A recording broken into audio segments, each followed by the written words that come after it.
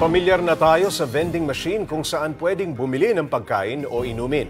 Ngayon, meron na ring vending machine kung saan ang options ay mga donasyon para sa mga kapatid nating nangangailangan. Para bigyan ng mukha ang balita, Mobile Journal, Francis Orsio.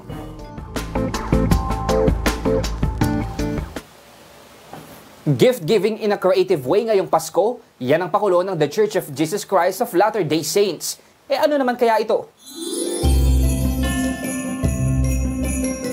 Christmas is the season of giving, ika nga nila. Pero kung gusto niyo ng mas fun at level up na experience sa pagbibigay ng regalo at yung pwede pang makatulong sa mga kapatid nating kapos at nangangailangan, bakit hindi niyo subukan ang vending machine na ito ng The Church of Jesus Christ of Latter-day Saints, ang Light the World Giving Machine. Hindi tulad ng mga typical na vending machine kung saan pagkain o inumin ang pagpipilian, ang giving machine na ito ay puno ng donation options. With Christmas as a season of giving, I would like to enjoy our Trinoma shoppers to share their blessings by choosing from the many donation options for the benefit of the selected non-profit organizations.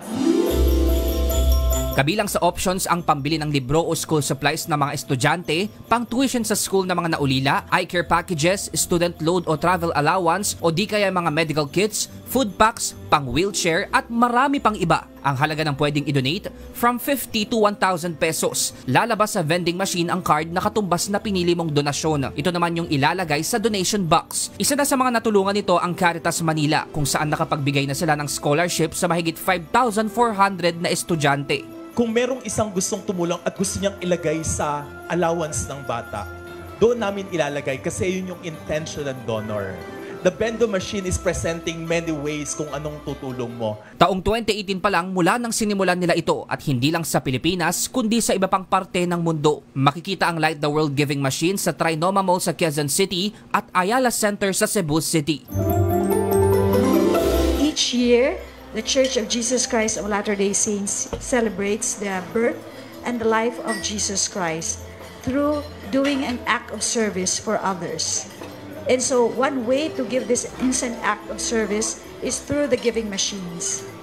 And probably the ultimate goal is really to raise consciousness among people that in the Christmas season, it's really Jesus Christ who should be at the center of our lives. Mobile journalist Francis Orsio po, hatid ang mukha ng balita. Gusto mo bang lagi kang updated sa mga balita? Aba, ay simple lang. Mag-subscribe ka na dito sa 1PH. I-click mo lang ang subscribe button at notification bell para hindi ka nahuhuli sa mga balitang dapat mong malaman.